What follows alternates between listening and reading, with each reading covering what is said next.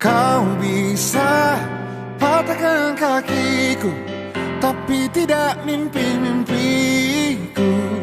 Kau bisa lumpuhkan tanganku, tapi tidak mimpi-mimpiku. Kau bisa merebut senyumku, tapi sungguh tak akan lama. Kau bisa merobek hatiku, tapi aku tahu obatnya. Manusia-manusia kuat, itu kita. Jiwa-jiwa yang kuat, itu kita. Manusia-manusia kuat, itu kita. Jiwa-jiwa yang kuat, itu kita. Kau bisa hitamkan putihku, kau takkan gelapkan apapun. Kau bisa runtuhkan jalanku, kan ku temukan jalan yang lain. Manusia-manusia kuat, itu kita. Jiwa-jiwa yang kuat, itu kita. Manusia-manusia kuat, itu kita. Jiwa-jiwa yang kuat, itu kita. Kau bisa patahkan kakiku, tapi tidak mimpi-mimpiku. Kita manusia-manusia kuat, itu kita. Jiwa-jiwa yang kuat, itu kita. Kau bisa hitamkan putihku, kau takkan gelapkan apapun. Kau bisa runtuhkan jalanku, kan ku temukan jalan yang lain. Manusia-manusia kuat, itu kita. Jiwa-jiwa yang kuat, itu kita. Manusia-manusia kuat, itu kita. Jiwa-jiwa yang kuat, itu kita. Bila bukan kehendaknya,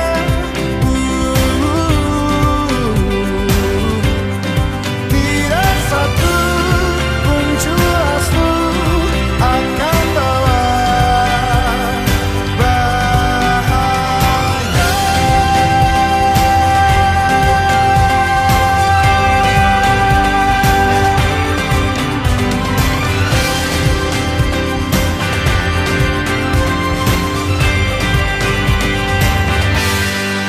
Manusia-manusia kuat, itu kita. Jiwa-jiwa yang kuat, itu kita. Manusia-manusia kuat, itu kita.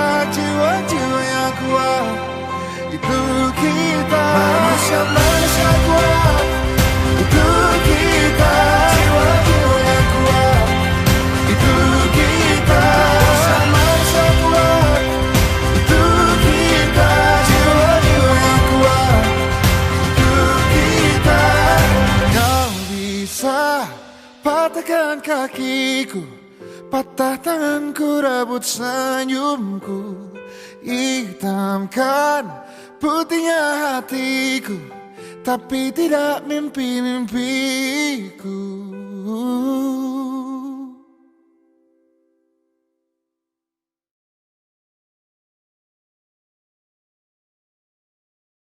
Kau bisa patahkan kakiku, tapi tidak mimpi-mimpiku. Kau bisa lumpuhkan tanganku, tapi tidak mimpi-mimpiku. Kau bisa merebut senyumku, tapi sungguh tak akan lama. Kau bisa merobek hatiku, tapi aku tahu obatnya. Manusia-manusia kuat, itu kita. Jiwa-jiwa yang kuat, itu kita. Manusia-manusia kuat, itu kita. Jiwa-jiwa yang kuat, itu kita. Kau bisa hitamkan putihku, Kau takkan gelapkan apapun. Kau bisa runtuhkan jalanku, kan ku temukan jalan yang lain. Manusia-manusia kuat, itu kita. Jiwa-jiwa yang kuat, itu kita. Manusia-manusia kuat, itu kita. Jiwa-jiwa yang kuat, itu kita. Bila bukan kehendaknya,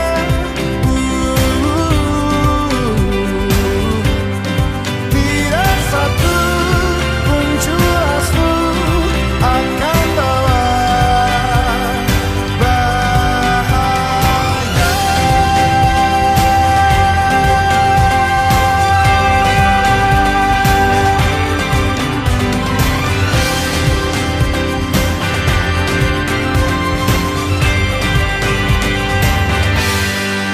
Manusia-manusia kuat, itu kita. Jiwa-jiwa yang kuat, itu kita. Manusia-manusia kuat, itu kita. Jiwa-jiwa yang kuat, itu kita. Manusia-manusia kuat, itu kita. Jiwa-jiwa yang kuat, itu kita. Manusia-manusia kuat, itu kita.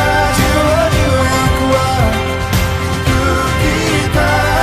Kau bisa patahkan kakiku, patah tanganku, rebut senyumku, hitamkan putihnya hatiku, tapi tidak mimpi-mimpiku.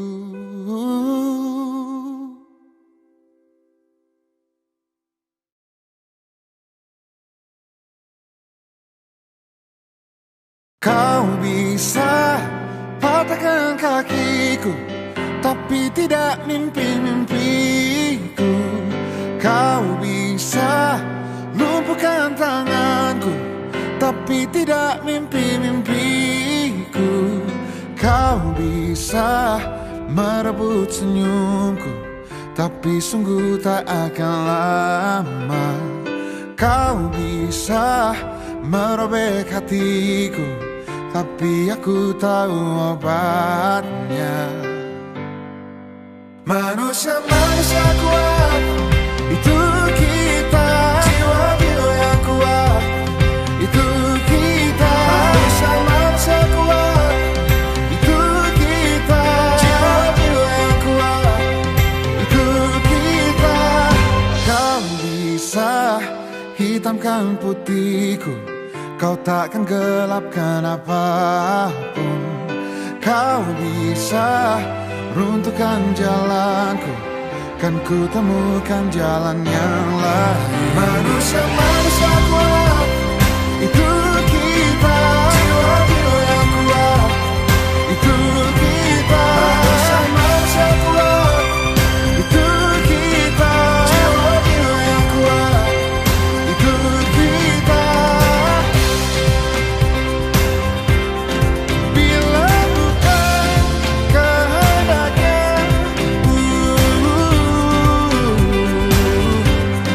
tidak satu pun jelasmu akan bawa bahaya.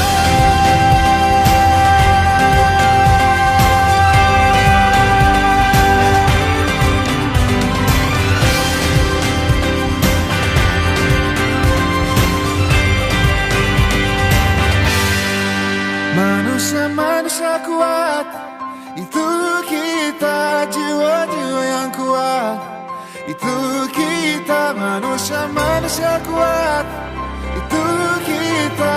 Jiwa-jiwa yang kuat, itu kita. Manusia-manusia kuat, itu kita. Jiwa-jiwa yang kuat, itu kita. Manusia-manusia kuat, itu kita. Jiwa-jiwa yang kuat, itu kita. Kau bisa patahkan kakiku, Patah tanganku, rebut senyumku, hitamkan putihnya hatiku, tapi tidak mimpi-mimpiku.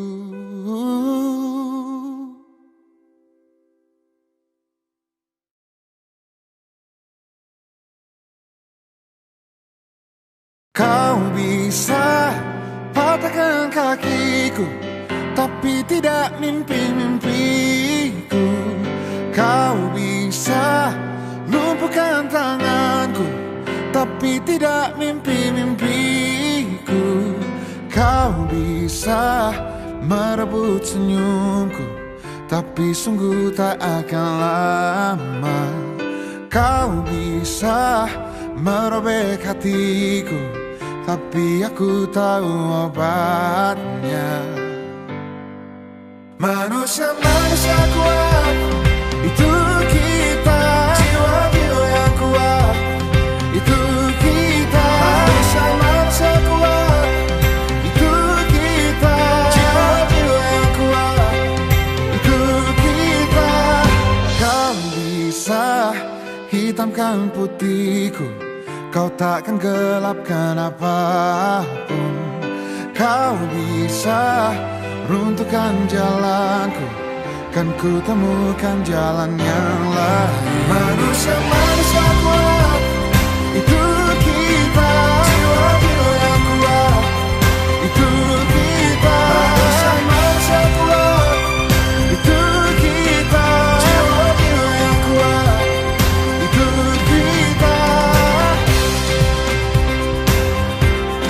Bila bukan kehendaknya,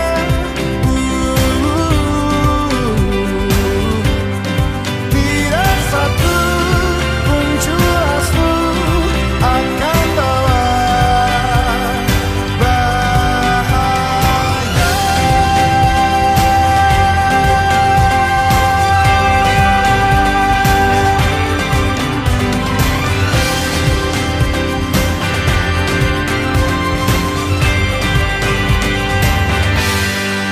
Manusia-manusia kuat, itu kita. Jiwa-jiwa yang kuat, itu kita. Manusia-manusia kuat, itu kita. Jiwa-jiwa yang kuat, itu kita. Manusia-manusia kuat, itu kita. Jiwa-jiwa yang kuat, itu kita. Manusia-manusia kuat, itu kita. Jiwa-jiwa yang kuat, itu kita. Kau bisa patahkan kakiku, patah tanganku, rebut senyumku, hitamkan putihnya hatiku, tapi tidak mimpi-mimpiku.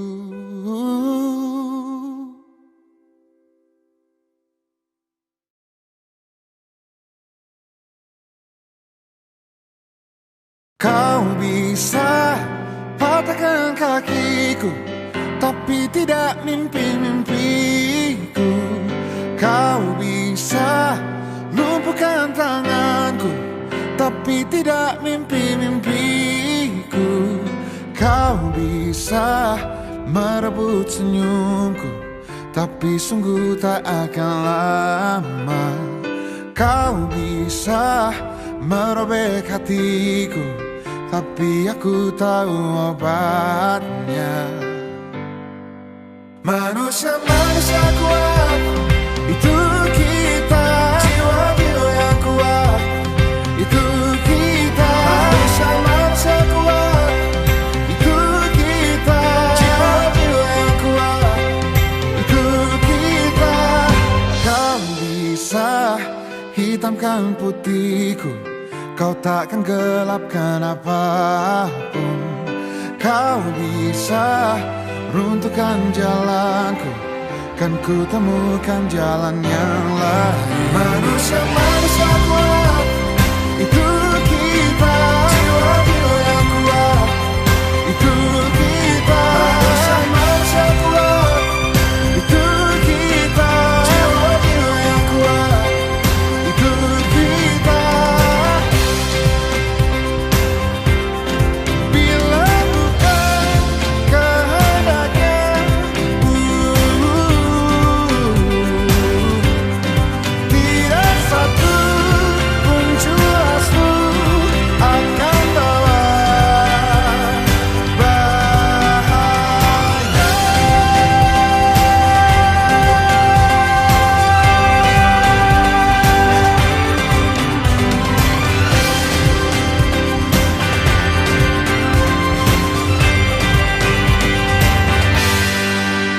Manusia-manusia kuat, itu kita, jiwa-jiwa yang kuat. Itu kita, manusia-manusia kuat. Itu kita, jiwa-jiwa yang kuat. Itu kita, manusia-manusia kuat. Itu kita, jiwa-jiwa yang kuat. Itu kita, manusia-manusia kuat. Itu kita, jiwa-jiwa yang kuat. Itu kita. Kau bisa patahkan kakiku, patah tanganku, rebut senyumku, hitamkan putihnya hatiku, tapi tidak mimpi-mimpiku.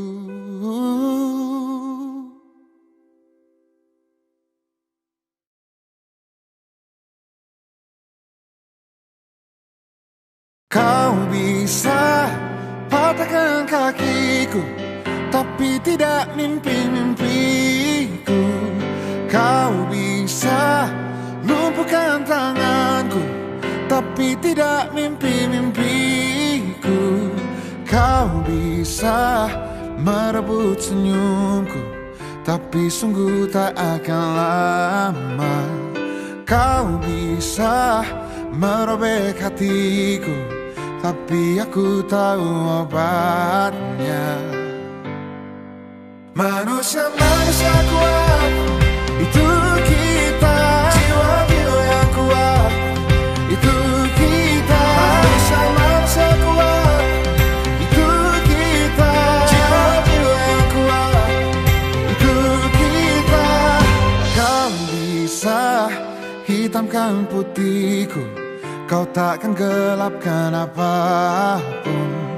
Kau bisa runtuhkan jalanku, kan ku temukan jalan yang lain. Manusia-manusia kuat, itu kita, jiwa-jiwa yang kuat. Itu kita, manusia-manusia kuat. Itu kita, jiwa-jiwa yang kuat. Itu kita. Bila bukan kehendaknya,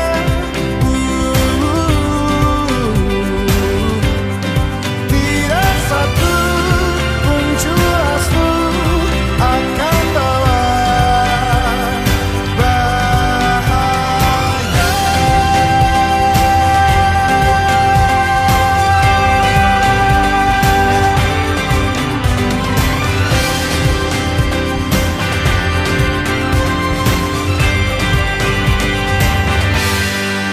Manusia-manusia kuat, itu kita, jiwa-jiwa yang kuat.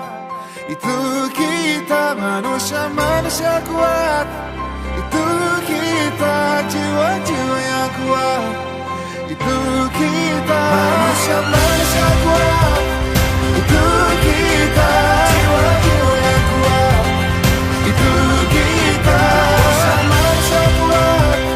Itu kita, jiwa-jiwa yang kuat. Itu kita. Kau bisa patahkan kakiku, patah tanganku, rebut senyumku, hitamkan putihnya hatiku, tapi tidak mimpi-mimpiku.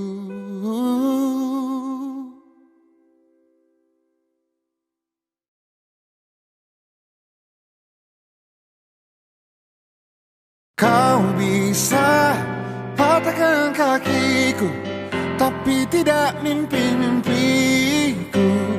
Kau bisa lumpuhkan tanganku, tapi tidak mimpi-mimpiku.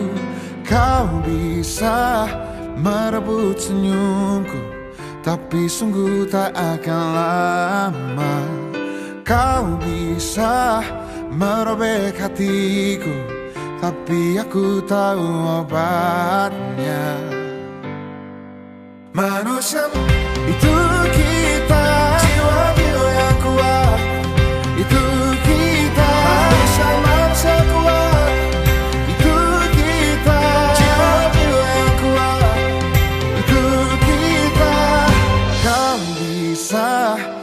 hitamkan putihku, kau takkan gelapkan apapun.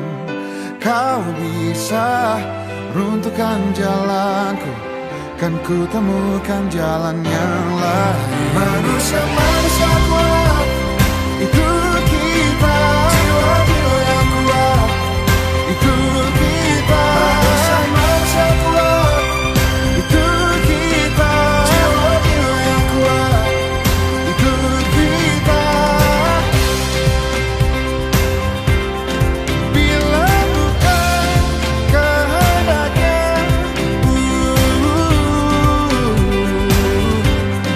tidak satu pun cuma bawa bahaya.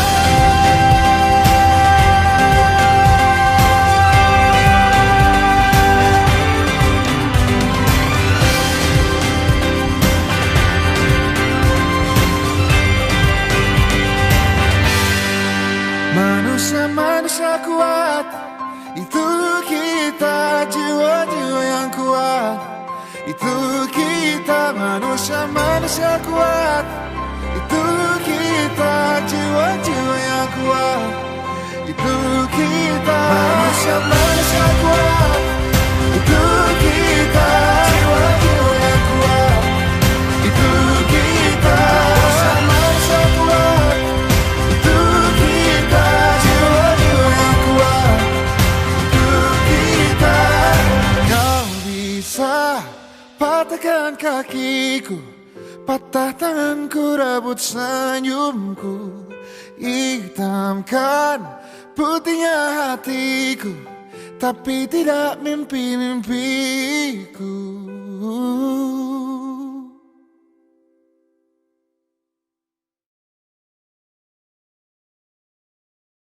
Bisa patahkan kakiku, tapi tidak mimpi-mimpiku.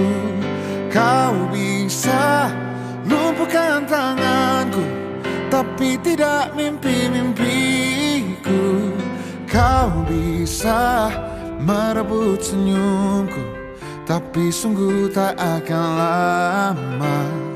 Kau bisa merobek hatiku, tapi aku tahu obatnya. Manusia-manusia kuat, itu kita. Jiwa-jiwa yang kuat, itu kita. Manusia-manusia kuat, itu kita. Jiwa-jiwa yang kuat, itu kita. Kau bisa hitamkan putihku, kau takkan gelapkan apapun. Kau bisa runtuhkan jalanku, kan ku temukan jalan yang lain. Manusia-manusia kuat, itu kita. Jiwa-jiwa yang kuat, itu kita. Manusia-manusia kuat, itu kita. Jiwa-jiwa yang kuat, itu kita.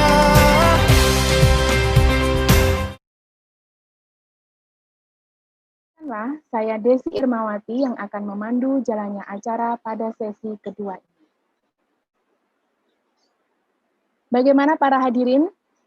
Para hadirin webinar, saya harap masih pada semangat ya. Nah, acara bincang pada siang hari ini akan dibagi menjadi 4 sesi, di antaranya sesi pertama adalah pembukaan, kemudian sesi kedua akan diisi penyampaian materi oleh narasumber yang akan dipandu oleh Kak Samantha Aditya Putri.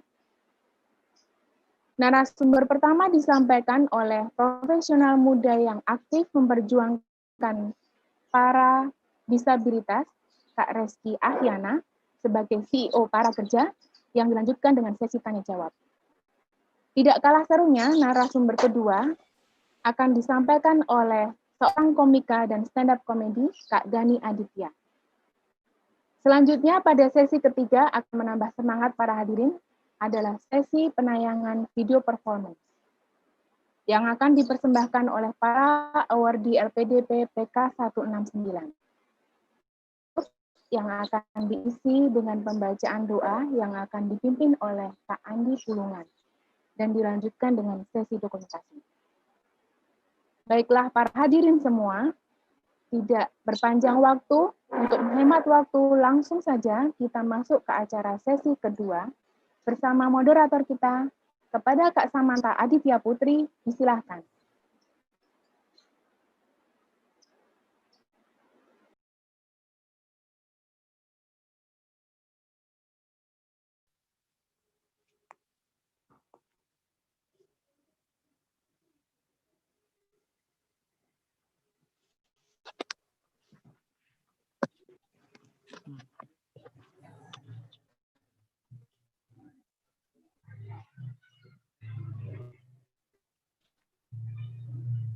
Halo guys, welcome back.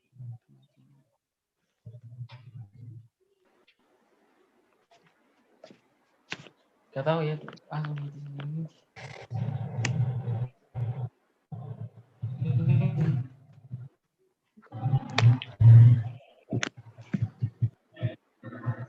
Baiklah para hadirin sekalian, pada sesi berbincang-bincang dengan para narasumber kali ini yang akan dimoderatori oleh Kak Samantha. Jangan lupa para hadirin nanti dipersiapkan pertanyaan-pertanyaan yang sangat hebat ya, supaya nanti tidak menyia-nyiakan waktunya sehingga diskusi ini akan menjadi diskusi yang hangat. Kita tunggu Kak Samantha. Nah, para hadirin yang terhormat, nanti teknis untuk tanya jawab para hadirin bisa sampaikan melalui chat nanti yang dipandu oleh Kak Samantha Aditya Putri. Kemudian pada sesi kedua, narasumber kedua dan akan disampaikan oleh stand up comedy kita Kak Dani Aditya, juga sama seperti itu. Kemudian video-video performance yang akan dihadirkan nanti semoga bisa menjadi penambah semangat bagi para hadirin sekalian.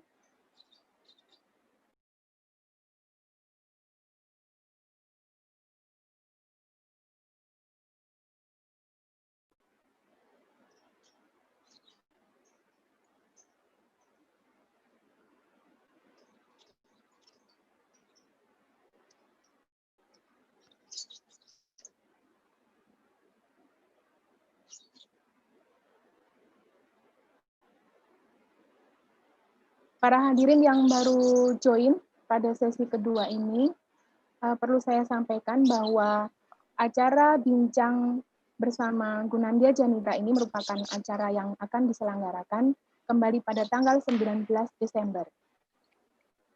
Dan akan bisa diikuti oleh masyarakat umum dan masyarakat difabel. Baiklah, Kak Samantha sudah hadir, silahkan Kak Samantha. Ya, terima kasih Kak Irma. Sebelumnya saya mohon maaf atas keterlambatannya, karena saya ini terkesima, jadi saya di breakout rooms terkesima dengan profilnya Kak Reski ini ya. Jadi saya ucapkan dulu selamat siang kawan-kawan dari seluruh penjuru tanah air. Sehat semua ya? Ya, saya ucapkan semoga semuanya sehat dan terima kasih atas waktunya dan kesempatannya untuk hadir di sini. Jadi ini sebuah kehormatan bagi kami PK 169 LPDP karena bisa langsung bertatap muka walaupun memang mungkin hanya lewat Zoom ya. Jadi semoga saya harap pandemi ini segera berakhir. Jadi lewat Zoom saja sudah bikin hati saya dak-dikduk ini, apalagi kalau misalnya kita bertatap muka langsung. Karena di sini kita sudah kehadiran 2 orang pembicara, narasumber yang memang sangat inspiratif sekali, yang tidak kalah menarik dari sesi pertama. Jadi saya perkenalkan dulu, pada penasaran kan? Iya, saya panggil dulu Kak Reski Ahyana. Halo, selamat siang. Halo. Oke. Hai Kak Samantha. Reski, bagaimana kabar di sana? Alhamdulillah kabar baik, sehat, dan luar biasa. Semangat banget nih untuk sesi siang. Waduh, karena ini pematerinya semangat, jadi kita nggak boleh kalah teman-teman peserta. Jadi kita juga harus semangat. Nah, di siang hari ini saya ingin perkenalkan dulu sama Kak Reski. Kak Reski ini lahir di Padang, betul kan Kak? Betul, betul. Besok kapan-kapan dibawakan rendang ya. Boleh, aman. Oke. Jadi selama karirnya Kak Reski ini fokus dalam pengembangan dan pemberdayaan kawan-kawan disabilitas. Jadi berbagai penghargaan ini telah diraihnya. Aduh, apa aja ini ya. Kak Reski ini ternyata pembicara dalam Forum Asia Afrika, dan itu tentang disabilitas di Afrika Selatan pada tahun 2018 lalu. Lalu pemuda berprestasi internasional dari Kementerian Pemuda dan Olahraga pada tahun 2017. Dan ini salah satunya ini yang pemuda pembuat perubahan. Waduh, yang ada di Swiss tahun 2019 lalu, betul kan Kak? Betul, ya. Ya, ini saya manggilnya apa ini? Abang, kakak atau Mas? Kak Kiki aja. Aduh, Kak Kiki, ya. Jadi sebenarnya panggilan akrabnya Kak Kiki ya? Yap. Ya. Nah, Kak Kiki ini ternyata umur yang memang muda. Umurnya berapa Kak? 24. 24. Waduh, selisih jauh sama saya ya. Jadi umur yang muda ini ternyata tidak menutup peluang seseorang untuk menjadi CEO, dan ternyata Kak Rizky ini saat ini menjabat sebagai CEO Para Kerja, dan ternyata startup yang dibangunnya ini masuk dalam jajaran top 100 startup Echelon ASEAN Summit pada tahun 2019 di Singapura. Ya, dan ternyata Kak Rizky ini juga sebagai founder ABA Batam. ABA itu apa Kak? Applied Behavior Analysis. Yep. Ya, nanti mungkin bisa dijelaskan Kak Reski lebih lanjut, karena saya ini juga penasaran sebenarnya apa yang dikerjakan Kak Reski juga, dan bagaimana sebenarnya kegiatan Kak Reski seperti apa. Jadi tadi sudah dijelaskan sebelum sesi webinar bersama narasumber, boleh nanti kalau misalnya ada pertanyaan bisa langsung diketik di room chat ya. Ya. Kita sambut dulu Kak Reski, waktu dan tempat kami persilakan. Mari Kak Reski. Oke, terima kasih Kak Samantha atas waktunya, dan terima kasih juga kepada teman-teman di kegiatan ini. Saya bisa sharing-sharing sama teman-teman semua, and it's a good day to talk with you guys, dan kita bisa sharing-sharing. Jadi aku mau cerita tentang bagaimana perjalananku untuk memberdayakan teman-teman disabilitas, untuk memberikan kesempatan kerja kepada teman-teman disabilitas, dan berbagai kegiatan lainnya yang semoga bisa memberikan manfaat. So sebelumnya kita mungkin kenalan dulu. Namaku Rizky Ahyana, dan tadi sudah dijelaskan sedikit oleh Kak Samantha tentang pekerjaan. Jadi pekerjaanku saat ini adalah juga jadi CEO di Para Kerja. Para Kerja adalah sebuah startup untuk memberikan akses pendidikan yang aksesibel bagi teman-teman disabilitas di sekolah SLB, dan juga pelatihan kerja bagi teman-teman disabilitas menggunakan platform digital. Dan saya juga adalah direktur untuk Lembaga Pendidikan Putra Kami, Kepulauan Riau, yang memimpin 4 SLB di Kepulauan Riau dengan lebih dari 600 anak-anak disabilitas. Juga founder EBA Batam, ini adalah tempat terapi untuk anak-anak disabilitas, fokusnya untuk autisme, dan saya juga adalah board untuk Special Education Network and Inclusion Association di Indonesia, dan saya juga adalah juru bahasa isyarat.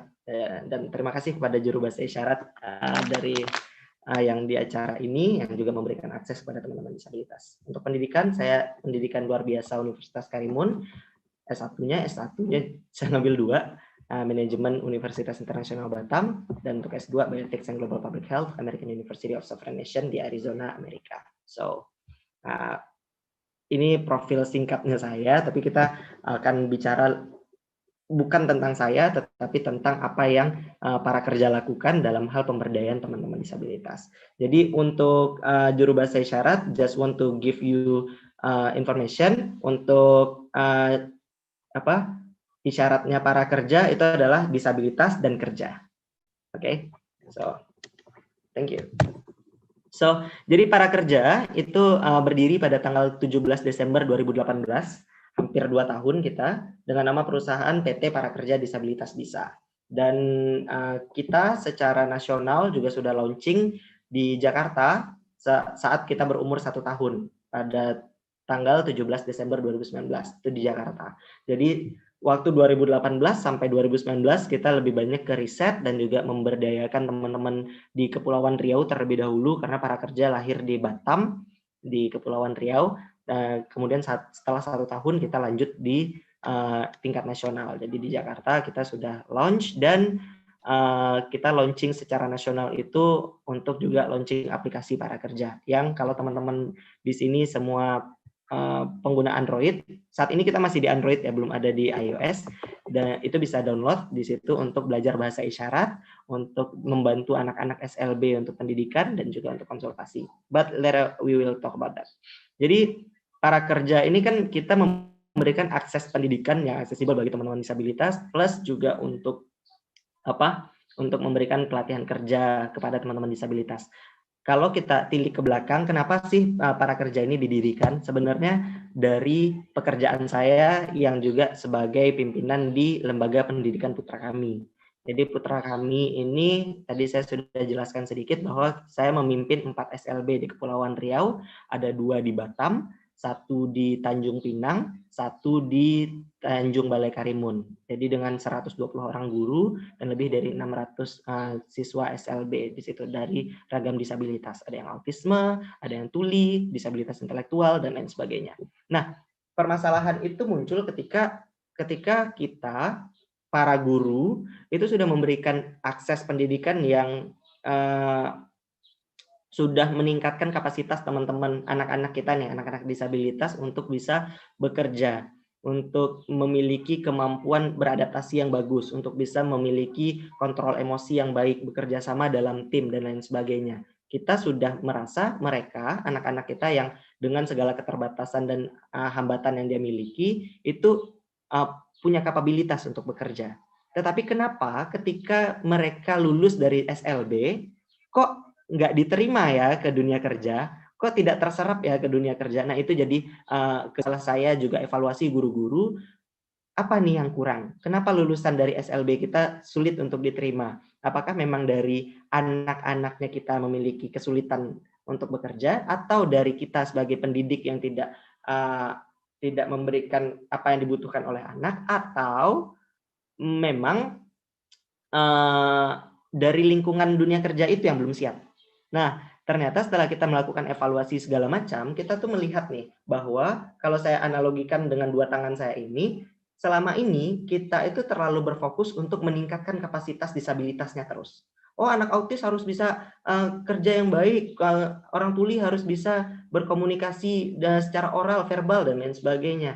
Harus bisa melakukan berbagai pekerjaan ini segala macam. Kita udah angkat nih, kita berikan pelatihan kerja bagi disabilitas.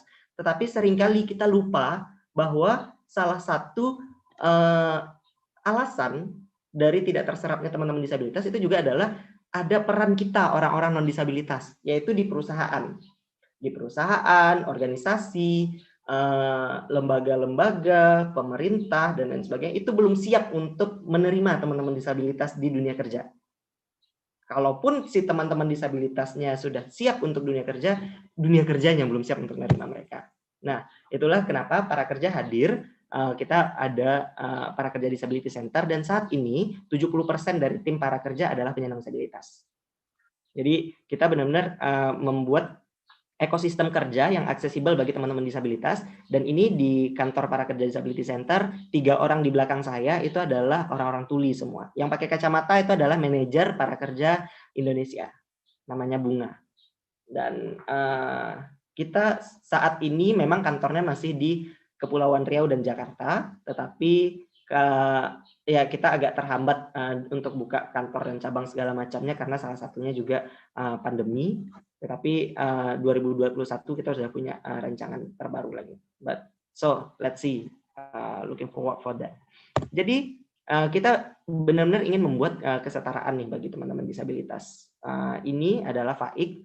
Faik ini penyandang autisme yang cowok, dan dia memiliki ketertarikan di dunia kuliner. Dia suka untuk bikin roti, dia suka masak, dan lain sebagainya. Dan kita ketika kita mencoba melakukan riset pada tahun pertama para kerja untuk melihat gimana sih dunia kerja disabilitas ini bisa kerja nggak ya orang dengan autisme, dan ternyata kita ngelihat bisa kok Faik bekerja dengan baik, bisa kok dia bersaing dengan orang-orang yang non disabilitas, bisa kok dia membuat produk-produk yang berkualitas, dan ketika kita melihat hasil kerjanya, kompetensinya, kita akan melihat nih, tujuan akhir dari para kerja adalah untuk menciptakan kesetaraan di dunia kerja. Jadi ketika kerjanya bagus, kita bisa melihat dia sebagai orang yang setara dengan non-disabilitas. Tanpa perlu melihat embel-embel, oh Faik itu autis loh, nggak perlu lagi. Karena yang terpenting adalah kompetensi kerjanya dan output dari pekerjaannya, kan? Nah, ini tadi yang saya sampaikan, bahwa problem yang terjadi di dunia kerja bagi teman-teman disabilitas itu bukan hanya tentang si penyandang disabilitasnya saja. Kalau kita lihat nih penyandang disabilitas, nih banyak memang yang tidak menyelesaikan pendidikannya, sehingga jadi non-educated, hasilnya jadi lack of skill untuk dunia kerja. Kalaupun masuk dunia kerja, inaccessible workplace, tempat kerjanya tidak aksesibel, dan kalau tidak dapat kerja, ya pengangguran. Dan ini jadi jadi mata rantai yang tidak putus gitu loh. Tetapi kita juga perlu untuk melihat dari sisi lain bahwa kita orang non disabilitas juga mengambil peran loh atas tidak terserapnya penyandang disabilitas atau rendahnya penyandang disabilitas di dunia kerja. Yaitu tentang awareness, tentang pemahaman masyarakat tentang gimana sih orang tuli kerja, orang autis gimana sih kerjanya, dengan disabilitas intelektual yang dimiliki gimana cara kerjanya, dan lain sebagainya. Terus kesulitan untuk komunikasi, terutama kayak untuk sama orang tuli. Orang tuli kan komunikasi bahasa isyarat. Nah, banyak orang-orang tidak siap untuk berkomunikasi dalam bahasa isyarat. Padahal kalau misalnya kita sediakan aksesibilitasnya, yaitu tim kerjanya, supervisornya, manajernya, pimpinannya, rekan kerjanya itu semua bisa berbahasa isyarat, kita bisa kok memberikan tanggung jawab yang sama antara tuli dan orang dengar. Nah, itu yang dilakukan di para kerja. Itu sebagai aksesibilitasnya. Dan ini juga sesuatu yang menjadi challenge-nya dalam hal implementasi Undang-Undang Nomor 8 Tahun 2016 Pasal 42 tentang penyerapan tenaga kerja.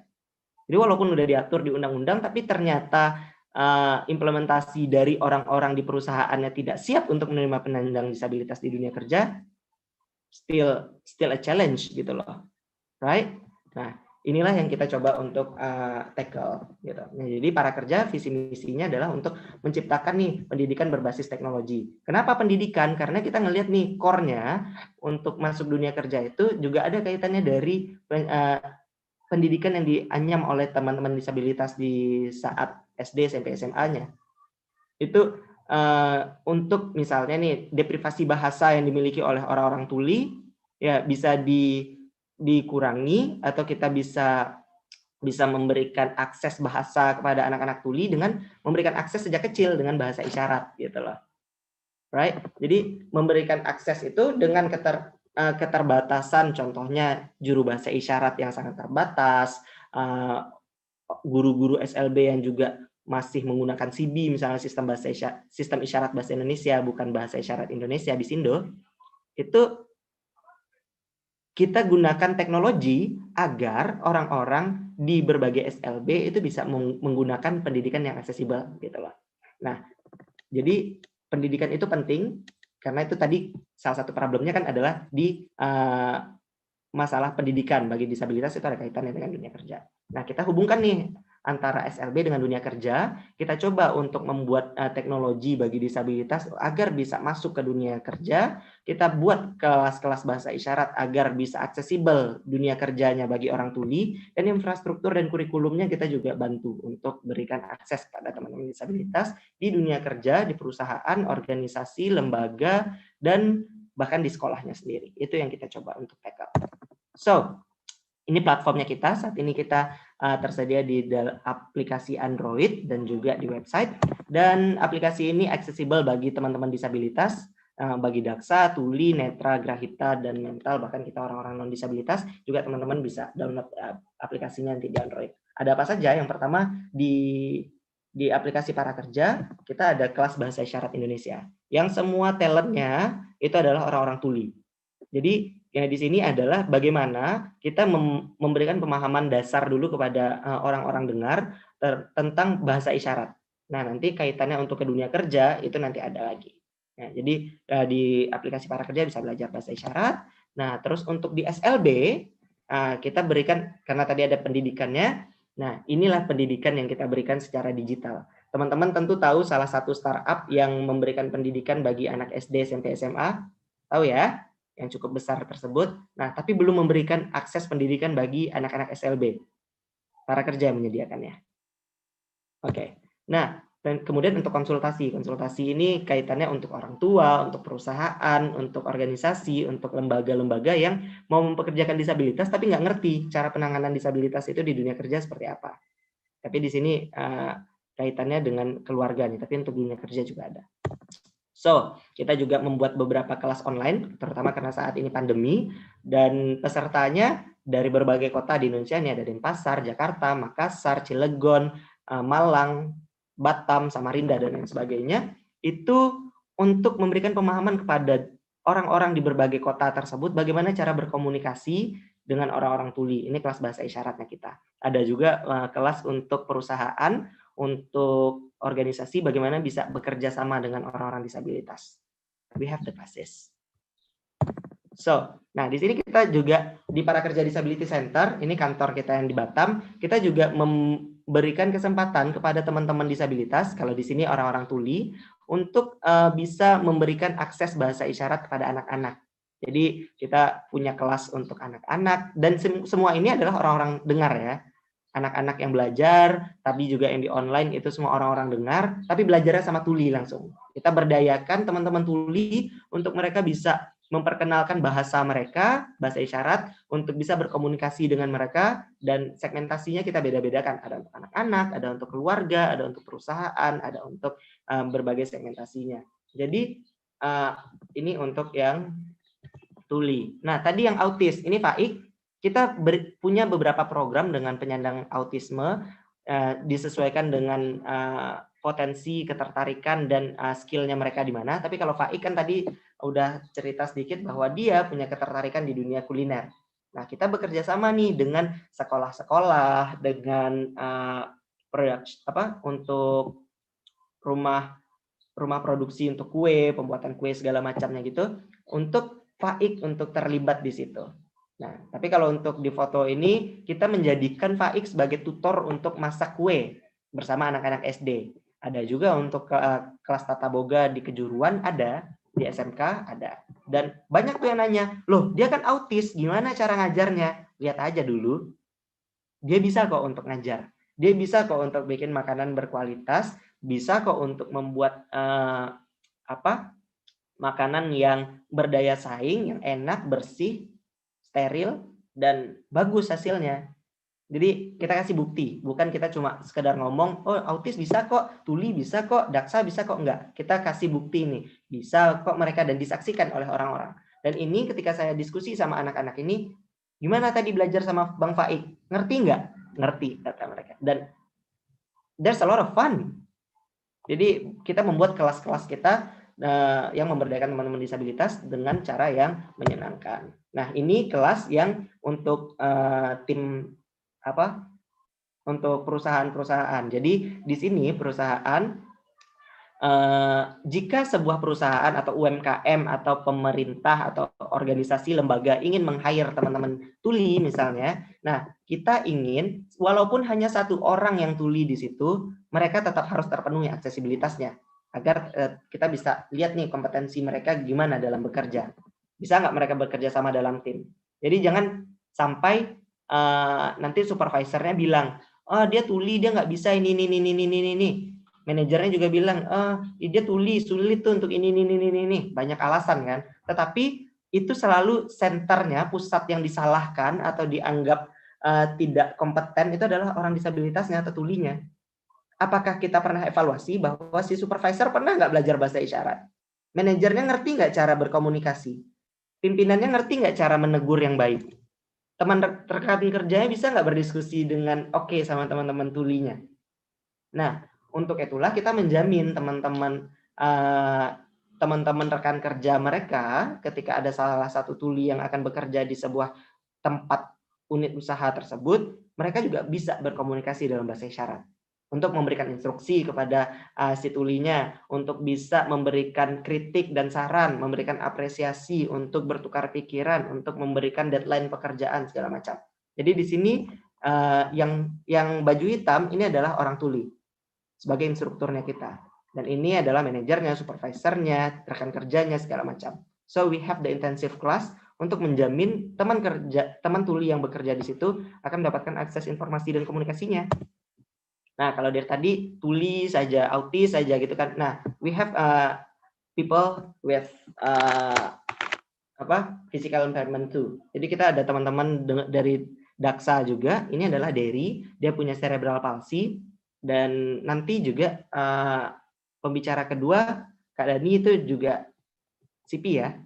Nah, jadi kita bisa lihat nih bahwa Derry dengan ketertarikannya di dunia IT bisa kok bekerja di dunia IT, bisa kok masuk di perusahaan dan memiliki daya saing walaupun dia dari leher sampai tangannya itu kaku, tapi kakinya bisa bergerak kok untuk bersaing dengan teman-temannya yang lain.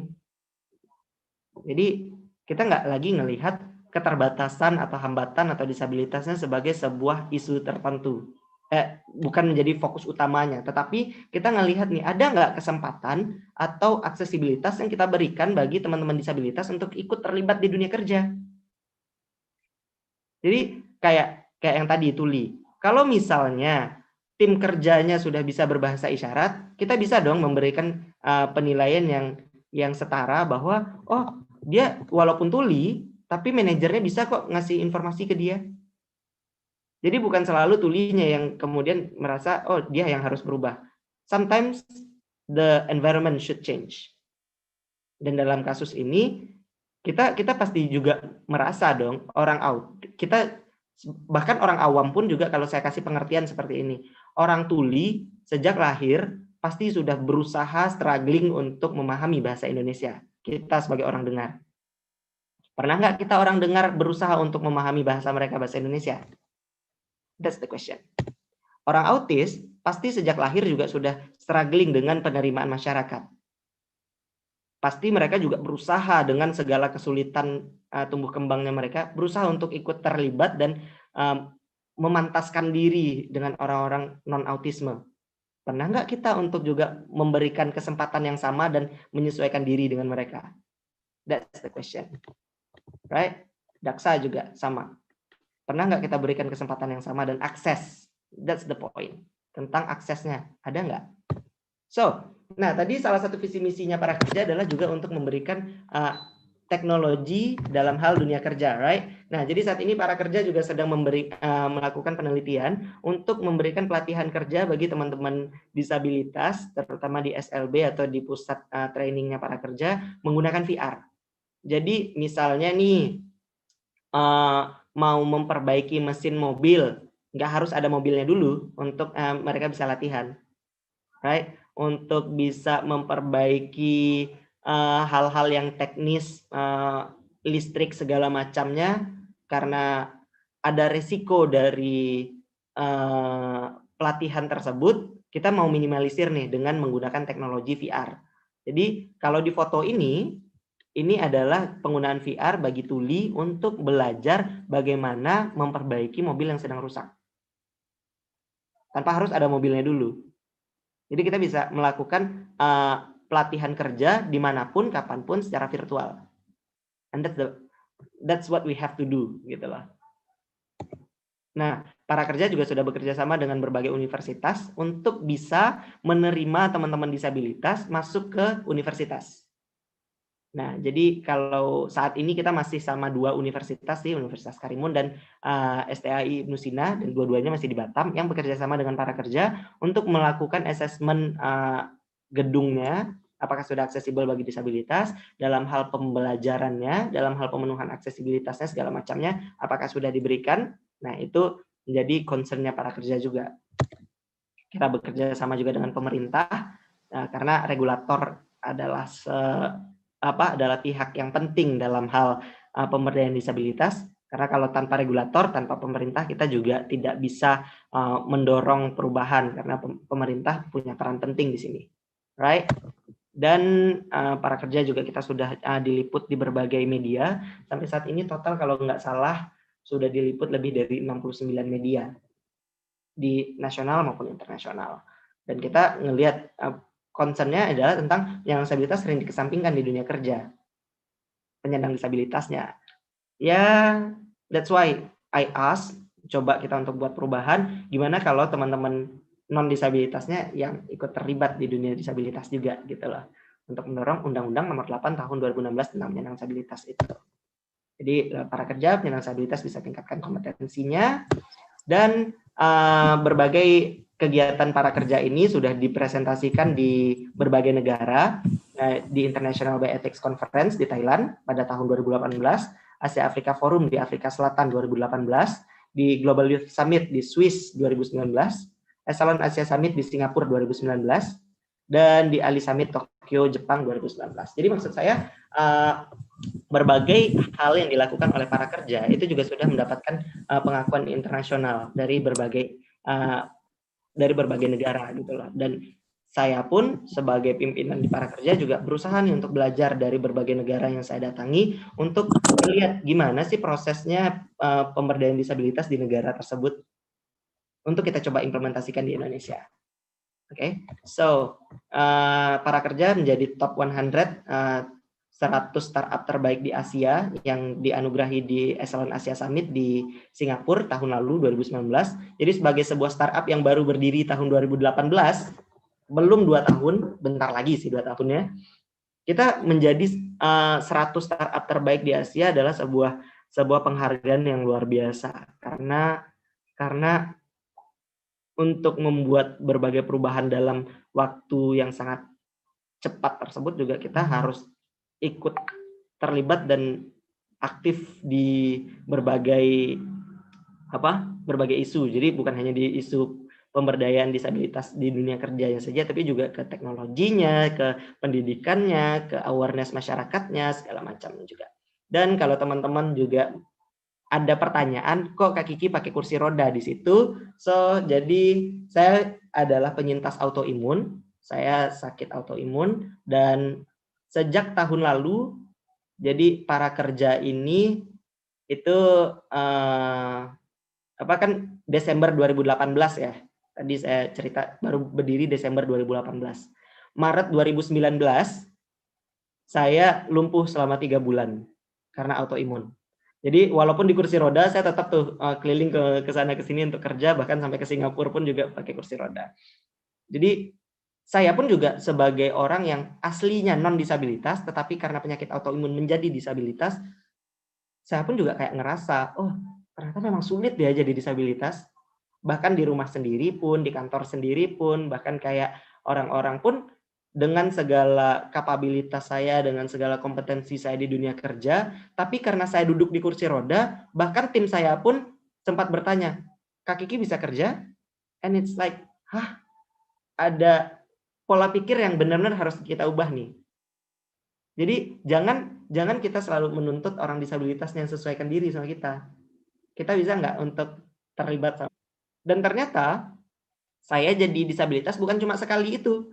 Saya sekarang ini baru sekitar 3 minggu baru bisa jalan lagi. Setelah autoimunnya kambuh 2 bulan kemarin saya lumpuh. Jadi saya baru bisa jalan kemarin November. Ya. Jadi Tuhan benar-benar kayak kasih kesempatan nih, Ki, setelah kamu memperjuangkan teman-teman disabilitas, sekarang coba deh rasain sendiri gimana sih, bener nggak sih jadi disabilitas itu sulit? Kayaknya Tuhan ngomong kayak gitu sekali ya sama saya ya. Jadi kayak oke, dengan kesempatan, saya malah mengatakan saya menjadi disabilitas sebagai sebuah kesempatan karena ini buka mata saya bahwa oh iya ya ternyata memang jadi disabilitas itu tidak seperti yang saya punya perspektif sendiri karena saya mengalaminya gitu loh. Bukan seperti yang selama ini saya katakan saja, tetapi sekarang saya punya perspektif tambahan sebagai orang menyandang disabilitas itu gitu loh. So, walaupun dengan kursi roda saya ternyata tetap bisa kok melakukan berbagai hal seperti ya para kerja di top 100 in Asia, dan artinya disabilitas tidak jadi hambatan kan kalau kita bisa itu. Dan ya 2019 lalu saya dinobatkan jadi salah satu dari 60 pembuat perubahan dunia. Nah, so it's me. Alhamdulillah. Jadi satu-satunya dari Indonesia juga yang dianugerahi di Swiss di Global Youth Summit sebagai salah satu dari 60 pembuat perubahan dunia. Dan saya banyak belajar juga dari orang-orang saat di Swiss tentang gimana ya caranya untuk membuat lebih banyak orang ikut terlibat dalam perubahan yang kita buat. Dalam cerita saya adalah hal yang kaitannya dengan disabilitas. So, ini adalah mimpinya para kerja untuk membuat semua orang setara di dunia kerja. Ketika kita semua sudah setara, kita nggak tahu nih, dan tidak perlu tahu, dan tidak penting lagi mengetahui di antara orang-orang ini mana yang penyandang disabilitasnya. Itu sesuatu yang nggak perlu kita cari tahu lagi, karena tim kerjanya sudah bisa berkomunikasi dengan bahasa isyarat. Kalau salah satu orang ini adalah tuli.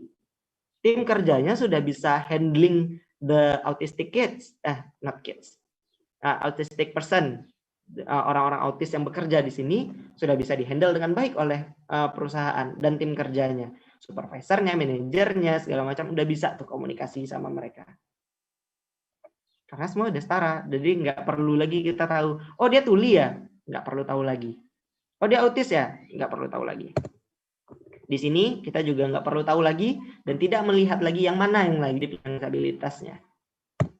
Di sini juga tidak tahu kita yang mana yang penyandang disabilitas, mana non disabilitasnya. Di sini juga anak-anaknya, orang dewasanya semua udah setara karena kita semua udah terlibat dalam hal pemberdayaan teman-teman disabilitas. So, that's all about my story and sharing. Terima kasih kepada teman-teman yang sudah meluangkan waktunya untuk mendengarkan cerita tentang para kerja dan apa yang kami lakukan. So, if you want to stay in touch with me, you can contact me through Instagram di Reski Ahyana atau di TikTok Reski Ahyana. Saya cukup aktif di TikTok untuk bikin edukasi tentang disabilitas. Maybe some of you already see me. Kalau ada, coba komen. Hai, aku pernah lihat Kak Kiki di TikTok. Maybe. Atau pengen untuk email, bisa reskiahyana@gmail.com. Dan kalau mungkin mau konsultasi, jika misalnya teman-teman punya anak atau mungkin kenalan keluarga yang mungkin memiliki disabilitas dan memiliki kesulitan untuk menghandle-nya seperti apa, I would be happy to help you guys. Terus juga mungkin kalau ada adik-adiknya atau mungkin teman-teman di sini yang mau konsultasi untuk penelitiannya berkaitan tentang disabilitas, skripsi, tesis, segala macam, mungkin I also can help you guys. Dan kalau mau ke website para kerja, Instagram para kerja, dan email. So thank you very much for your attention. Dan saya kembalikan ke Kak Samantha. Terima kasih. Iya, terima kasih sekali. Ternyata materinya sangat bermanfaat ini ternyata Kak Kiki. Jadi ini saya penasaran sebenarnya. Apa pengalaman Kak Kiki mungkin ya yang benar-benar akhirnya membuat Kak Kiki terjun langsung untuk benar-benar membangun seperti ini. Gitu. Mau sambil tahu cerita ya. Awalnya berarti? Ya sedikit aja boleh. Dan ini benar-benar kita sharing gitu Kak. Penasaran kan, maksudnya kita yang memang tidak punya latar belakang kawan-kawan difabel seperti itu, tapi kita mau begitu. Kalau saya sih, kalau misalnya dari pertanyaan Kak Samantha adalah tentang kenapa saya memulai ini dari awal, maksudnya di tahun 2014, sebenarnya sederhana sih. Sederhana, tidak sederhana, tetapi saya sejak awal saya mendirikan EBA Batam dulu, tempat terapi untuk anak autis, dengan sebuah cita-cita untuk membuat anak autis bisa bermain. Kenapa? Karena kalau ditilik ke belakang, jadi walaupun saya adalah non-disabilitas, tetapi waktu SD saya itu adalah anak yang kesulitan untuk berkomunikasi, sosialisasi, dan berinteraksi. Saya nggak pernah main. SD, SMP nggak pernah main. Jadi kalau kita anak-anak paling cerita main layang-layang, main kelereng, main karet, segala macam, lari-larian. I never experience that. Nggak pernah. Karena saya punya kesulitan untuk komunikasi, sosialisasi, dan interaksi tersebut.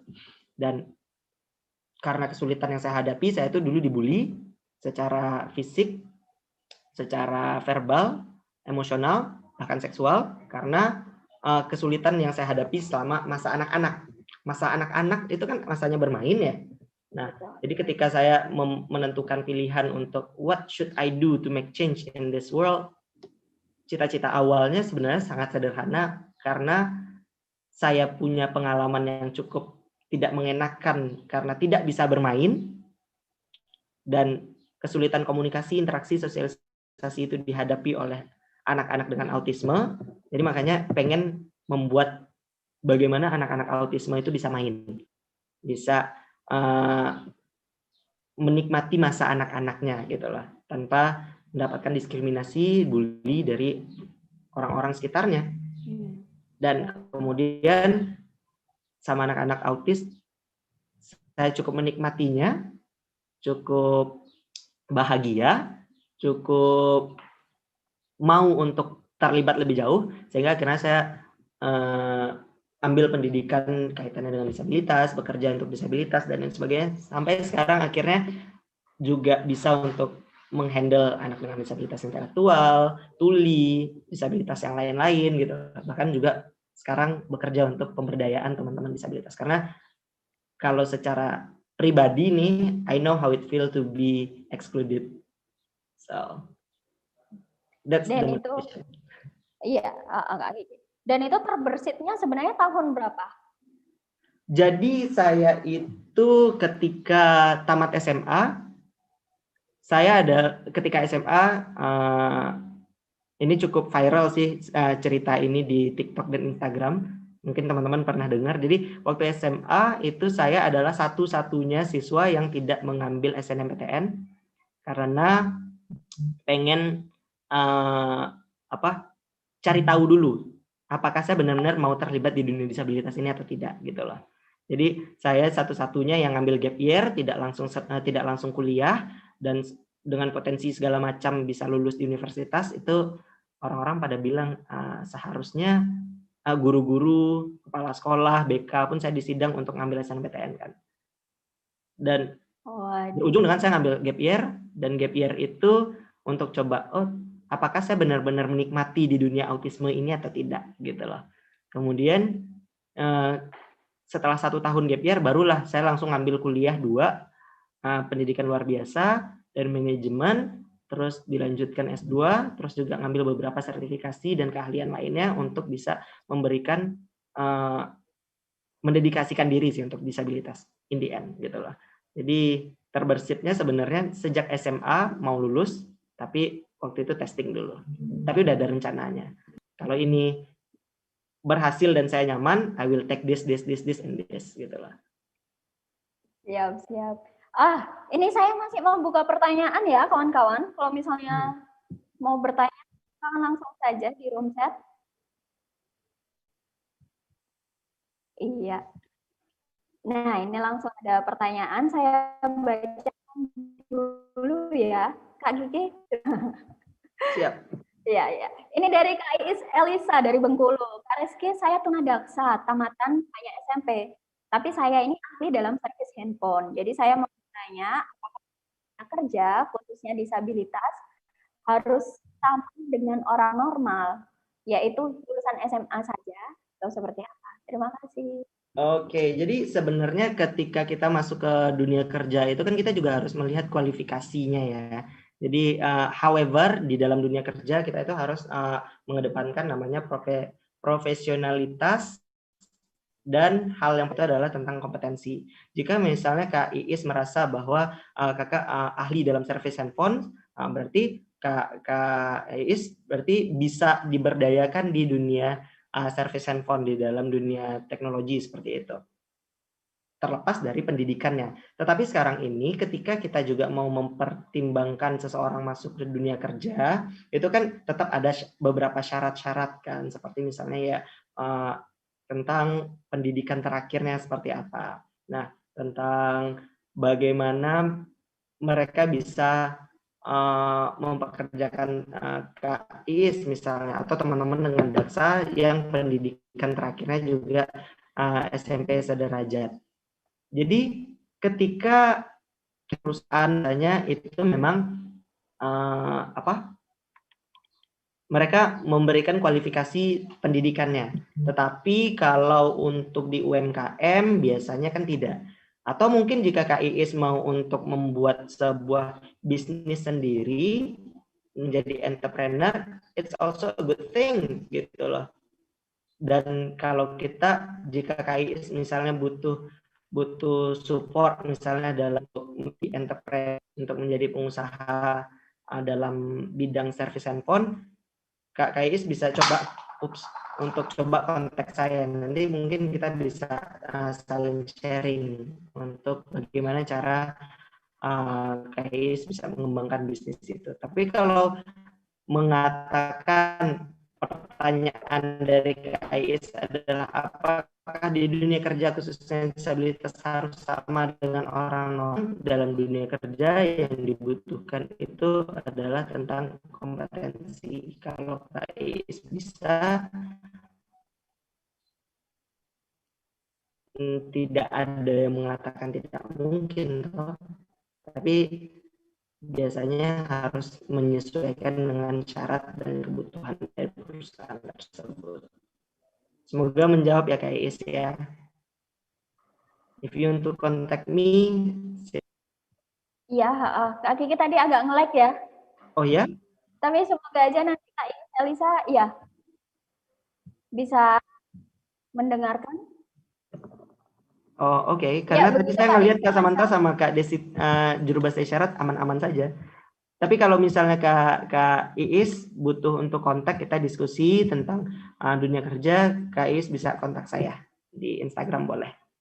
Ya. Ya, saya langsung OTW ke Semoga TikToknya Kak Kiki aja ya. Kak Iis boleh dikontak boleh, langsung nanti Kak Kikinya.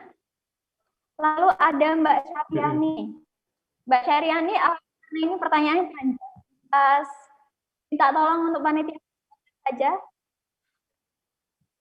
Kak Syariani bisa di-unmute, langsung aja ngobrol langsung sama Kak Kikinya, spesial ini. Wah, hai Kak Syariani, halo. Oke. Halo Kak Kiki. Halo. Ya baik, terima. Ya maaf Kak, ini jaringannya nge-lag. Masih terdengar kok. Oke. Ya Kak, halo? silakan. Ya, halo. Silakan Kak Syariani. Ya Kak, perkenalkan saya dari komunitas Gunandia Janitra. Ya, terima kasih atas penyampaian Kak Kiki yang sangat menginspirasi bagi kami. Aduh, suara saya nge-lag ya Kak. Enggak Kak, bisa. Aman, lancar kok, lancar. Aman. Oke. Gini Kak, saya lebih bercerita ya Kak. Halo? Iya, dengar Kak, lanjutkan saja. Lanjutkan, lancar kok Kak. Saya off kamera ya Kak. Silakan. Oke. Ya gini, saya kan ini pernah ditugaskan mengajar Thailand. Nah, sekolahnya ini tuh terbuka untuk umum, ada juga untuk anak difabel, dan mereka itu pada saat jam istirahat ada semacam kelas khusus untuk mereka gitu. Terus juga biasa gabung sama mereka saat jam istirahat itu. Nah, dan setiap bulan itu juga ada diadakan semacam rapat untuk anak-anak difabel ini. Nah, background saya ini kan dari pendidikan fisika. Dan saya merasakan terhambat saat berkomunikasi dengan mereka, terlebih lagi dengan perbedaan bahasa ya. Dan saya juga nggak tahu bagaimana menggunakan bahasa isyarat. Mungkin ada cerita dari Kak Kiki bagaimana mengajar atau mengedukasi orang-orang yang difabel dengan negara yang berbeda. Dengan background kita juga bukan dari pendidikan luar biasa. Terima kasih Kak. Aduh, suara saya ya ampun. Jangan-jangan ini Kak Syariani grogi nih.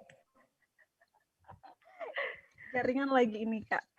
Boleh Kak Kiki langsung dijawab. Oke, jadi kalau untuk pendidikan anak disabilitas, nah di sekolah itu kita harus ngelihat dulu disabilitasnya apa. Nah, jadi salah satu saran terbaik yang bisa saya berikan adalah mengajar dengan bahasa ibunya si anak. Saya pernah mengajar anak dari India, saya pernah mengajar anak dari Amerika, pernah mengajar anak dari Singapura dan Malaysia, dan saya pernah juga memiliki beberapa klien yang saya tolak karena saya tidak bisa bahasa ibunya. Bahasa India, waktu yang anak autis saya berikan itu, bahasa ibunya, saya tanya, di keluarga pakai bahasa apa? Bahasa Inggris atau bahasa Hindi? Nah, katanya kadang Hindi, kadang Inggris. Lebih sering apa? Inggris. Oke, sekarang ubah keluarganya untuk bisa berbahasa Inggris dulu. Semuanya harus bahasa Inggris, baru saya bisa ikut ngajar.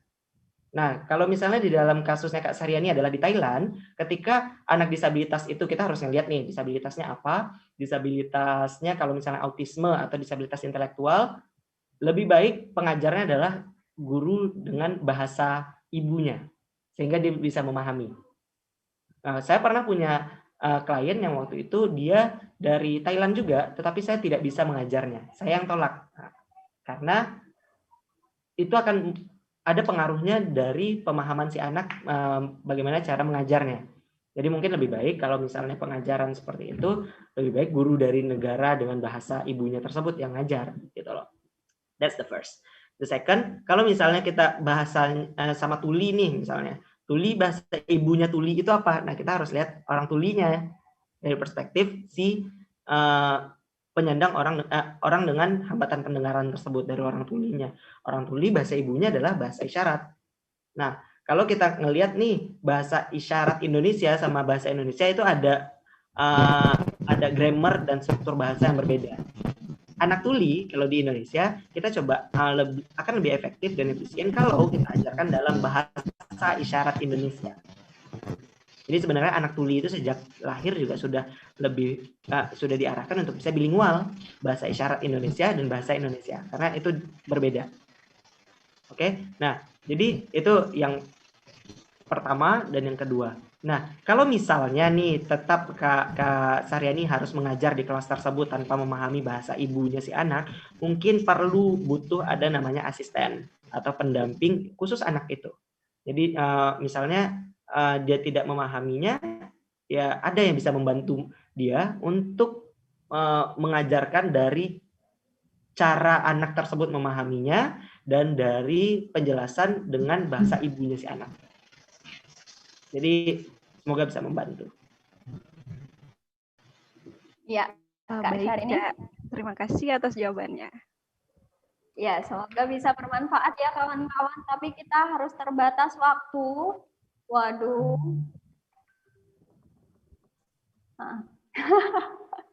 Cuman Kak Kiki pasti selalu terbuka kok untuk bisa dihubungi lewat email, dihubungi lewat Instagram maupun TikTok. Begitu ya Kak Kiki ya?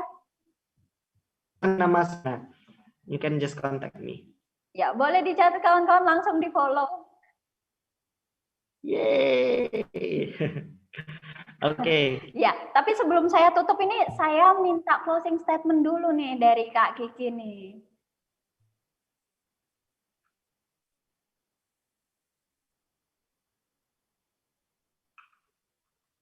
Oke. Untuk closing statement-nya, saya make a better world if we can bisa masuk ke dunianya disabilitas. Bukan hanya disabilitas yang masuk ke dunianya kita. Jadi kita akan bisa membuat dunia yang lebih baik jika kita bisa menciptakan hal tersebut. Terima kasih.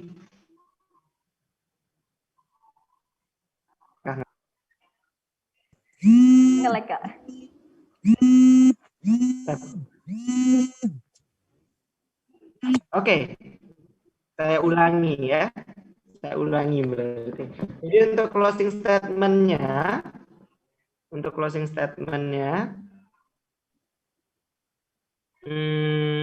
kita hidup berdampingan dengan teman-teman disabilitas dan untuk menciptakan dunia yang menciptakan dunia yang lebih baik jika kita bisa membuat lingkungan yang inklusif dengan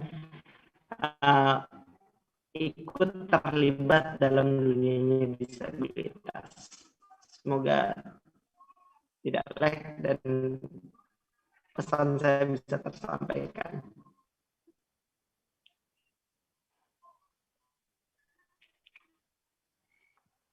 Iya, jadi tadi closing statement-nya mungkin saya juga agak nge-lag ya Kak ya. Let's make a better world, buka masyarakat yang inklusif gitu. Jadi kemarinnya tahun 2018 saya nonton film Wonder Kak Kiki. Mungkin kawan-kawan tahu film yang ada di bioskop itu kisahnya anak kecil itu yang kekurangan secara fisik. Jadi pada cerita itu dia bilang, kita tidak bisa mengubah bentuk seseorang. Tapi yang bisa lakukan adalah mengubah cara berpikir kita untuk melihat orang tersebut.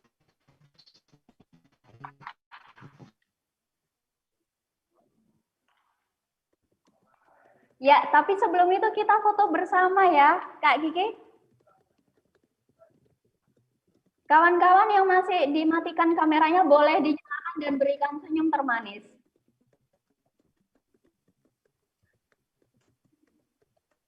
Sudah oke? Oke, siap-siap ya guys. Screen pertama. Siap-siap. 1, 2, 3.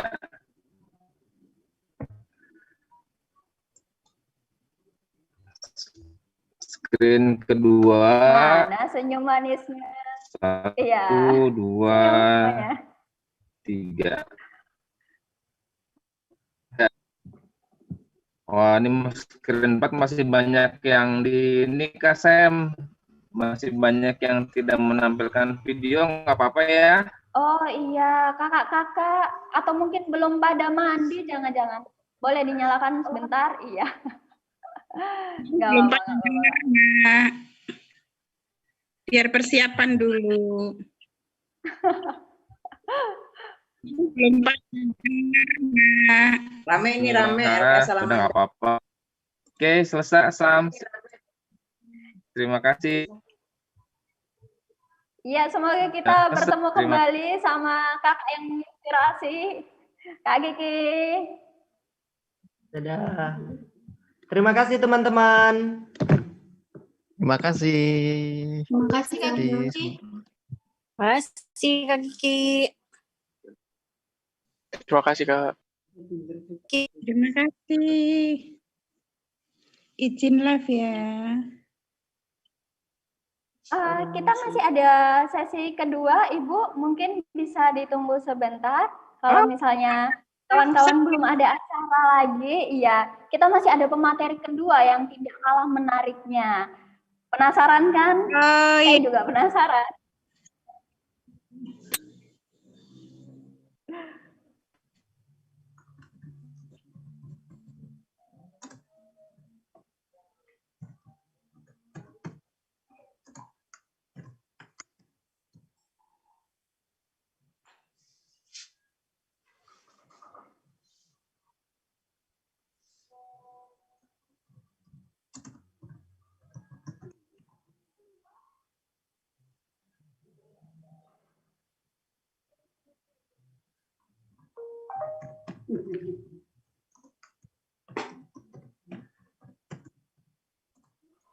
Iya.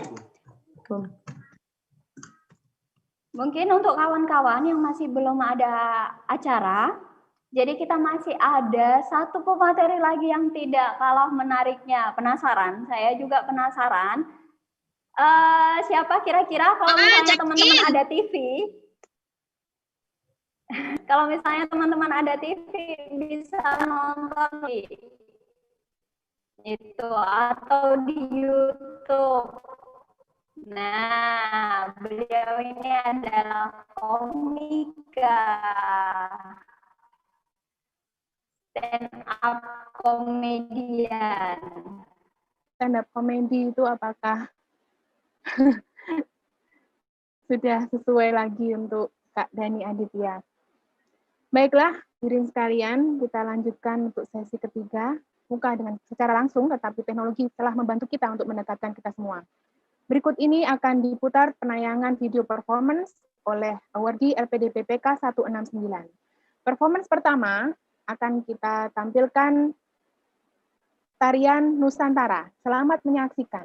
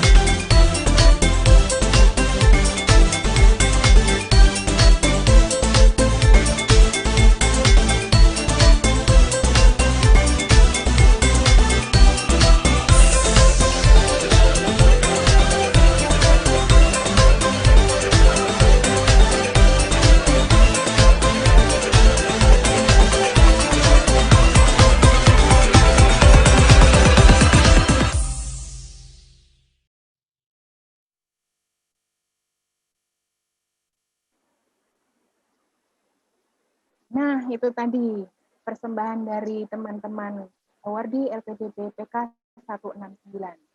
Meskipun dengan lokasi yang berjauhan, lokasi yang berbeda, tapi bisa tetap menampilkan performance yang sangat menunjukkan. Baiklah kawan-kawan para hadirin sekalian, performance kedua kita akan dengarkan sebuah lagu Yamko Rambe Yamko. Selamat menyaksikan.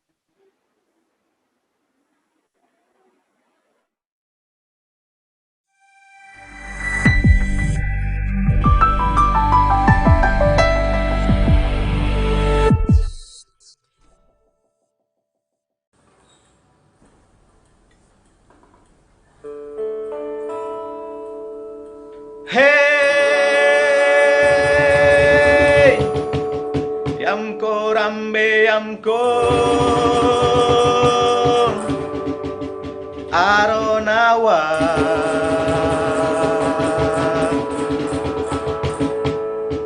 kombe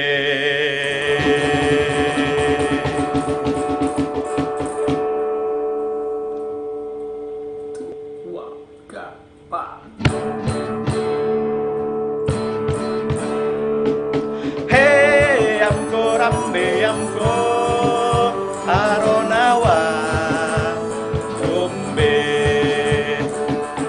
Hey amko rambe amko aronawa kombe Temino kibeku banoko bombeko yumano bungo awe ade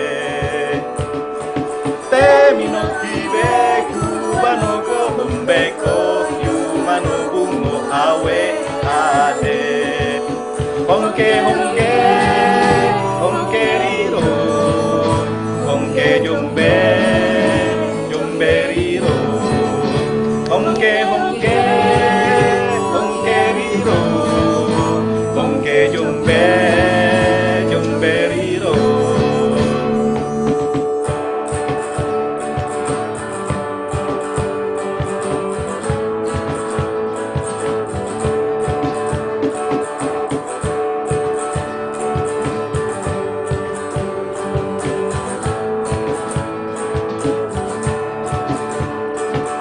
Hey amko rambe amko aronawa kombe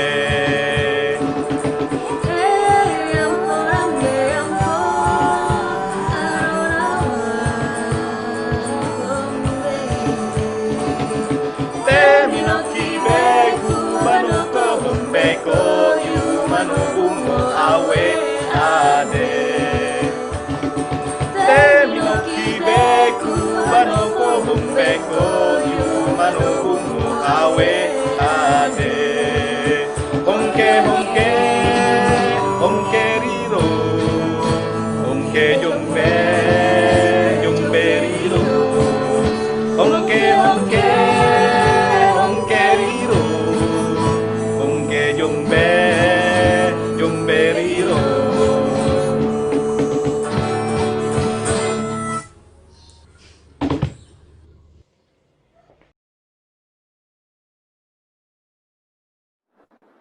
Nah, itulah tadi penampilan yang kedua dari kawan-kawan aware di LPDP PK 169. Para hadirin dan rekan-rekan sekalian, tak terasa waktu sudah berada di ujung acara. Memasuki sesi penutup, marilah kita panjatkan puji syukur kepada Tuhan Yang Maha Esa dengan pembacaan doa yang akan dipimpin oleh Kak Andi Pulungan. Kepada Kak Andi Pulungan dipersilahkan. Bismillahirrahmanirrahim. Assalamualaikum warahmatullahi wabarakatuh. Waalaikumsalam warahmatullahi wabarakatuh. Para hadirin dan rekan-rekan Gunandia Janitra yang berbahagia, marilah kita berdoa, memohon kepada Tuhan Yang Maha Esa, agar apa yang telah kita lakukan hari ini dan yang akan kita lakukan di hari-hari berikutnya selalu mendapat keberkahan dan bimbingannya. Doa akan kami pimpin sesuai dengan ajaran agama Islam. Untuk hadirin yang beragama selain Islam, mohon dapat menyesuaikan berdasarkan agama dan kepercayaan masing-masing. A'udzubillahi minasyaitonirrajim. Bismillahirrahmanirrahim. Alhamdulillahirabbil alamin. Hamdan yuwafi ni'amahu wa yukafi'u mazidah. Ya Rabbana lakal hamdu wa lakas syukr kama yanbaghi li jalali wajhikal karim wa azimi sultani. Allahumma sholli ala Muhammad wa ala ali Muhammad. Ya Allah, ya Fattah, Tuhan yang Maha Pembuka Rahmat. Teriring ridho dan kasih sayang-Mu, pada hari ini kami kembali meneruskan perjuangan kami sebagai awardi LPDP, melaksanakan kegiatan proyek sosial pemberdayaan masyarakat difabel sebagai cara dan jalan kami untuk mengabdi dan berkontribusi pada negeri yang kami cintai ini. Berilah kami petunjuk dan rahmat-Mu agar kami dapat menjalankan program ini dengan baik serta penuh dengan kemanfaatan. Ya Allah, Ya Zal Jalali wal Ikram, Tuhan pemilik kebesaran dan kemuliaan. Kami memohon agar Engkau memberikan kekuatan, kesungguhan, dan kemudahan dalam kegiatan kami ini. Sesungguhnya tidak ada suatu kemudahan kecuali Engkau menjadikannya mudah. Dan suatu kesulitan dapat menjadi mudah dengan izin, ridho, serta kebesaran. Ya Allah, Ya Ghaffar, Tuhan yang Maha Pengampun, ampunilah segala dosa dan khilaf kami. Terimalah doa dan permohonan kami. Rabbana taqabbal minna, innaka antas sami'ul alim. Subhana rabbika rabbil izzati amma yasifun, wa salamun alal mursalin, walhamdulillahi rabbil alamin. Assalamualaikum warahmatullahi wabarakatuh. Warahmatullahi wabarakatuh. Amin, amin ya Rabbal alamin. Alhamdulillah, acara satu demi satu sudah kita lalui. Semoga kita mendapatkan manfaat dari acara bincang pada siang hari ini. Sebelum kita akhiri, marilah kita abadikan momen spesial ini dengan foto bersama yang akan dipandu oleh tim dokumentasi. Kepada tim, dipersilahkan.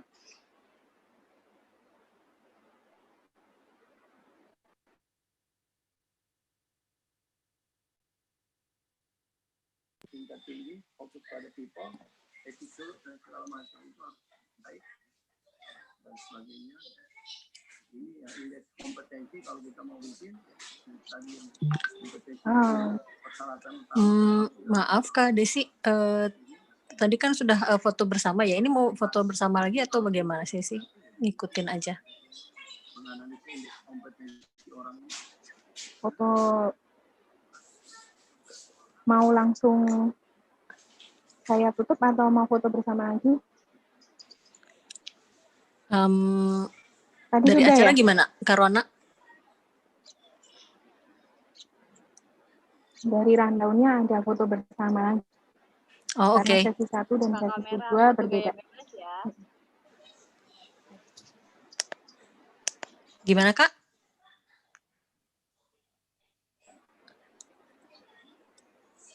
Sepertinya tadi Kak Tika sudah mau memulai foto.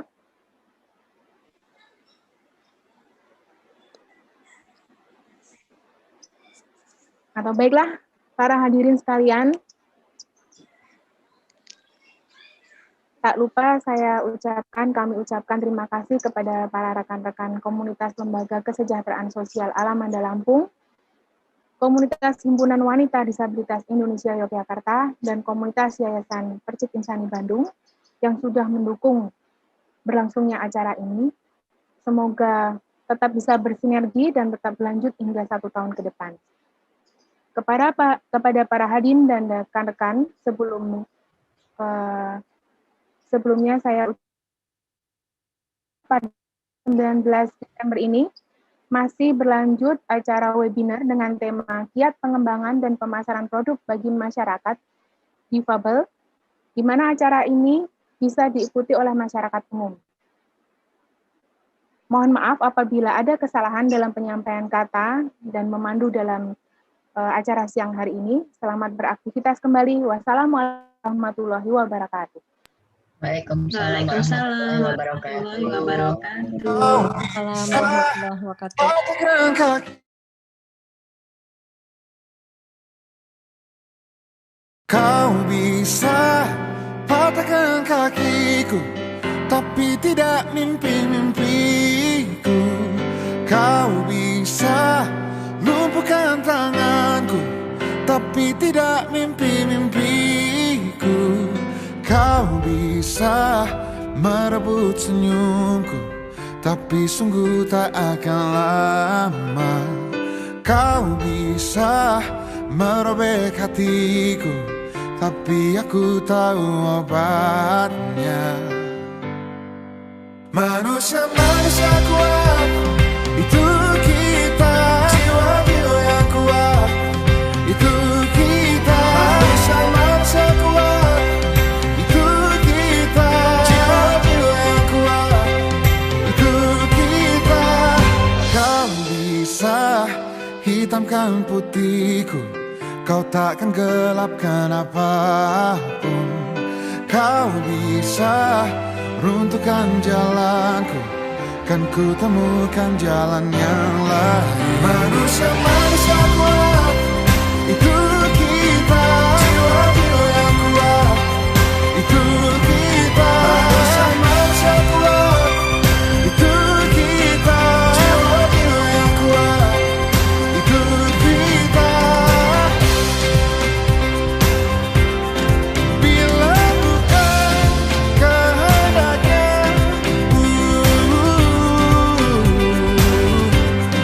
tidak satu pun jelasmu akan bawa bahaya.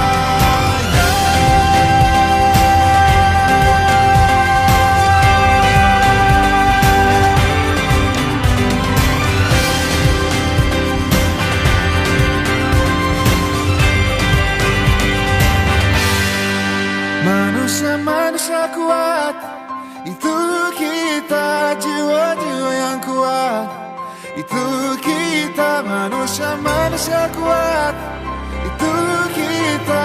Jiwa-jiwa yang kuat, itu kita. Manusia-manusia kuat, itu kita. Jiwa-jiwa yang kuat, itu kita. Manusia-manusia kuat, itu kita. Jiwa-jiwa yang kuat, itu kita. Kau bisa patahkan kakiku, patah tanganku, rebut senyumku, hitamkan putihnya hatiku, tapi tidak mimpi-mimpiku.